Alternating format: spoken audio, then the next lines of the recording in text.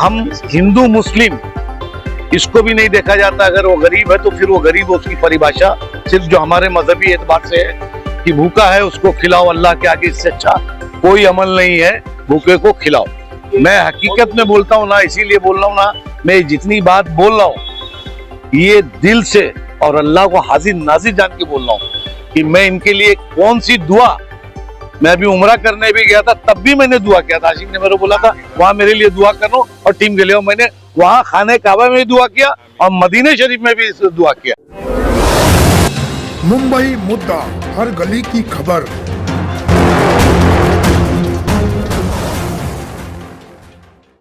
अस्सलाम वालेकुम वरहमतुल्लाहि वबरकातुहू। वालेकुम अस्सलाम। आज पीस चैरिटेबल ट्रस्ट का ये दूसरा बैच है राशन डिस्ट्रीब्यूशन का। माशाल्लाह अभी पिछले 2 दिन पहले भी आप लोग आए थे और भाई साहब को पूछ रहे थे। भाई साहब के बारे में इतना बताना चाहता हूँ कि पीस चैरिटेबल ट्रस्ट की शुरुआत से पहले किसी से मैंने अगर मशवरा किया तो बड़े भाई सैयद अली भाई साहब से किया, और उस वक्त से लेके आज तक पीस का कोई ऐसा काम नहीं जिसमें भाई साहब शरीक नहीं हुए। वो कोई भी टाइम हो, मेरे ख्याल से ये जो टाइम आप लोग देख रहे हैं ये टाइम पे भाई साहब तुम्हारे को कहीं पे भी नहीं मिलेंगे, लेकिन पीस में यहाँ मौजूद है। वो दिन मसरूफियत थी जिसकी वजह से नहीं आए थे। माशाल्लाह अपना डिस्ट्रीब्यूशन, राशन डिस्ट्रीब्यूशन 1000 किट्स का हो गया है। सेकंड बैच अपना भी 1000 का, मगर आज पॉसिबल नहीं कि इतने हम लोग सब आज के दिन क्लियर करें, और एक बैच हम लोग को लेना पड़ेगा। दुआ कीजिए सब इसमें आसानियां हो और अल्लाह इस काम को जल्दी रमजान से पहले लोगों के घरों तक राशन पहुंचा दे। आमीन। भाई साहब क्या कहेंगे, पीस चैरिटेबल ट्रस्ट ने अपनी खिदमत का सिलसिला जारी, क्या इसकी शुरुआत हो चुकी है? सबको देखता हूँ, चलो देखिए ऐसा है कि सबसे पहले तो मुबारकबाद देना चाहता हूँ मैं पीस चैरिटेबल ट्रस्ट का। मुमरा में वाहिद ये ट्रस्ट है जो कोरोना से और अब तक माशाअल्लाह इन्होंने बखूबी शहर के हर उन लोगों के लिए जिनको ज़रूरत थी उनके लिए उन्होंने बखूबी काम अंजाम दिया। ट्रस्ट बनते हैं, तुरंत टूट जाते हैं, आपस में लड़ाई हो जाती है, झगड़ा हो जाता है, ख़त्म हो जाता है। लेकिन मैं आज गर्दी साहब को और उनकी पूरी इंटायर टीम को, हम नाम ले लूं क्या सबका? और अभी जो नए बच्चे तैयार हुए वो भी माशाल्लाह इनकी तरफ घुमाओ, क्योंकि यही सब ज्यादा मेहनत करेंगे। तो और इनके मामू अब्दुल अजीज माताई अब्दुल अजीज भाई, अल्लाह उनको मतलब सेहत दे, तंदुरुस्ती दे, जिंदगी दे, क्योंकि पूरी इसकी एक फाउंडेशन और एक उसकी कमर, और बगैर कोई फोटो खिंचाए, बगैर कोई नाम, बगैर कोई, अगर मैं नाम ले लिया हूं तो मुझे फोन जरूर करेंगे कि भाई साहब आपने मेरा नाम क्यों लिया। तो अल्लाह ताला ऐसे लोगों को सेहतमंद रखे, तंदुरुस्त रखे, जिंदगी दे, उनके कारोबार में बरकत दे, और सारे लोग जो मदद हमको कर रहे हैं। लेकिन जिस तरीके से ये लोगों का काम करने का तरीका है, और इसमें जितने भी बच्चे से लेके बुजुर्ग तक 70 साल 85 साल तक के हैं, ऐसे हमारे है ना रफी और हाँ ये शब्बीर भाई, ऐसे तमाम लोग हैं। और सबसे खुशूसी बात, एक बात बताता हूँ, ये तो 1000 किट बटी है, इंशाल्लाह ताला आज हम 800 और बांटेंगे, और तीसरे बैच की तैयारी हमारी है शहर के अंदर। और हम लोग बहुत सही पता वता लगा के तहकीक करके, और वो तहकीक करके उसको हमेशा एक तरीके से मेंबर रख लेते हैं, क्योंकि हमको मालूम रहता है ओरिजिनल हकीकत क्या है।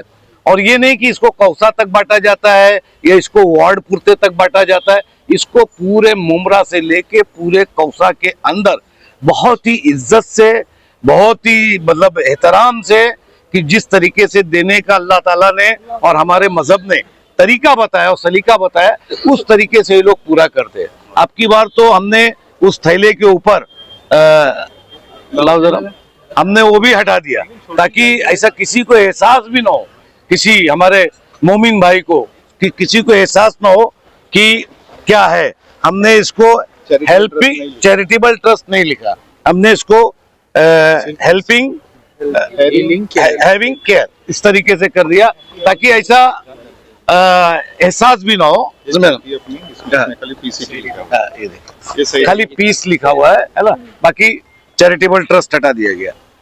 तो और उसके बाद अभी जब आपका रमजान शुरू होगा तो आपको बताऊं, आपके शहर में ऐसे भी लोग हैं कि रात में 3 बजे रात में कम से कम अपनी शहरी कितनी है अभी 2 बजे स्टार्ट अब आपकी बार कितना हुआ? पिछली बार 43,000 तक हुआ था। पिछली बार 43,000 हुआ, आपकी बार हम लोग और बढ़ाएंगे। 50,000 का टारगेट है। 50,000 का टारगेट है। और आप यकीन मानो कि रात का समय होता है, 3 बजे का टाइम होता है, 3 बजे से लोग आते हैं और वो लेके जाते हैं। तो निहायत ही वो जरूरतमंद या रोजेदार, मैं जो भी मान लूं मेरा, वो लोग आते हैं और उनको इज्जत से दिया जाता है। आपके शहर में इतने लोग हैं और मैं हमेशा एक चीज कहता हूँ कि अगर पीस चैरिटेबल ट्रस्ट जिस तरीके से ये लोग काम करते हैं, ऐसे एक और कमेटी बन जाए शहर में, तो मैं ये मानता हूं कि मुमरा का कोई भी आदमी और कोई भी औरत और कोई भी बच्चा भूखा नहीं सो सकता इंशाल्लाह ताला। और खास करके रमजान महीने में और अदर्स महीने में जिस तरीके से वो करते हैं, यही नहीं, हम बड़े एहतराम के साथ सिलाई मशीन भी देते हैं, हम बड़े एहतराम के साथ, और हम हिंदू मुस्लिम इसको भी नहीं देखा जाता। अगर वो गरीब है तो फिर वो गरीब, उसकी परिभाषा सिर्फ जो हमारे मजहबी एतबार से है कि भूखा है उसको खिलाओ, अल्लाह के आगे इससे अच्छा कोई अमल नहीं है, भूखे को खिलाओ। और इसके बाद हम लोग जो है अपना डायलिसिस करते हैं, 150 पेशेंट हर महीना डायलिसिस करते हैं। 200 बेवाओं का राशन हर महीना हम देते हैं। हम देते मतलब अल्लाह देता है और एक कमेटी के हाथ से दिलवाता है। और इसके जितने भी डोनर हैं, जितने भी इसके चाहने वाले हैं, जितने लोग इससे जुड़े हैं, मैं सबकी सेहत, तंदुरुस्ती, उनके बच्चों के इल्म, सबके लिए एक सैयद होने के नाते और एक खानदानी एतबार से मैं इस कमेटी को हमेशा बोलता हूँ, दाने दुगने सुखने अल्लाह ताला इनके हाथ से ये काम ले। और जिस खाकसारी से ये लोग ये काम करते हैं, इनके बच्चे जो काम करते हैं और इनके जो बुजुर्ग और नौजवान जो काम करते हैं 30 दिन, मैं ऐसा मानता हूँ कि मुझे भी घर से अलाउ नहीं करेंगे 30 दिन ऐसे काम करने के लिए जो ये लोग करते हैं। तो अल्लाह ताला इनके हाथ से इसी तरीके से काम लेते रहे और इनके जितने डोनर हैं अल्लाह ताला उनकी उसमें खूब बरकत दे। क्योंकि देखिए, मैं दुनियावी आदमी भी हूँ, सियासी आदमी भी हूँ, तो मैं नजरिए को समझता हूँ कि क्या दिखावा हो रहा है और इसको क्या वोट से कन्वर्ट किया जाएगा, ये मैं दूंगा तो ये मुझे देगा। यहाँ ऐसा नहीं है, यहाँ सिर्फ जो मिलता है वो दे दिया जाता है और अल्लाह से दुआ किया जाता है, अल्लाह इसके सदके में अपने को कबूल करे, आमीन। पीस ट्रस्ट की तरफ से 150 से शुरुआत हुई थी सहरी जी, 50,000 का टारगेट है, तो क्या कहेंगे? तो आप यही बता रहा हूँ ना कि अल्लाह ताला करवा रहा है और इसके पीछे खड़े हुए लोग कर रहे हैं। और देखिए, एक चीज मैं बता देता हूँ, जब आप ईमानदार रहोगे तो आपके साथ ईमानदार लोग आएंगे। जब आप करने का अज़्म रखोगे ईमानदारी से, नॉट पॉलिटिकली, उसका कोई दिखावा नहीं, तो अल्लाह ताला आपको गैबी मदद करेगा। और मैं ये मान के चलता हूँ कि कोरोना के दौरान आशिक गर्दी साहब से जब मेरी बात हुई थी, ये लोग कोरोना काल के अंदर डंडे से मारे भी गए सामान बांटने की वजह से। फिर उसी टाइम से हमने ऑफिशियल परमिशन उसको अलॉट किया और उसके बाद से और आज का दिन है कि हमारे जितने भी रमजान के प्रोग्राम होते हैं, इसके सब ऑफिशियल परमिशंस रहते हैं। रात में वॉलंटियर्स को निकलने के लिए उसका भी पुलिस का परमिशन होता है। मतलब हर चीज हमने इसको ऑफिशियली किया है।